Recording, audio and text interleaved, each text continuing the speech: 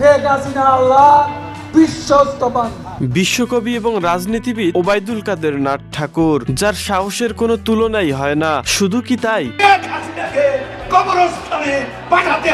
বাংলাদেশ থেকে স্বৈরাচার শেখ হাসিনা পালিয়ে যাবার পরেও ৩ মাস বাংলাদেশেই অবস্থান করেছিল ওবায়দুল কাদের। দীর্ঘদিনের রাতের এবং মাঠের রাজনীতির খেলোয়াড় পলক, শেয়ারবাজারের দরবেশ বাবা সালমান এফ রহমান কিংবা আইনমন্ত্রী আনিসুল হক কার সঙ্গে কোনো ধরনের যোগাযোগ না করেই বাংলাদেশেই অবস্থান করেছিলেন এবং ৫ আগস্ট দিবাগত রাতে প্লেনে চড়া অবস্থায় একটি ছবি ফেসবুকে পোস্ট করেন। সেখানে তিনি ইঙ্গিত করেন ৪ তারিখ দিবাগত রাতে ভিআইপি লাঞ্চে দেশ ছেড়েছে ওবায়দুল কাদের। এটা তার একটা কৌশল ছিল মাত্র, যেন ওবায়দুল কাদেরকে বাংলাদেশে কেউ আর না খুঁজে। কিছুদিন আগে বোরকা পরে রাতের আধারে বাংলাদেশ থেকে ভারতে পালিয়েছেন ওবায়দুল কাদের, কিন্তু রাজনীতির মাঠের সবচেয়ে বড় রাঘব বোয়াল এবং অপরাধী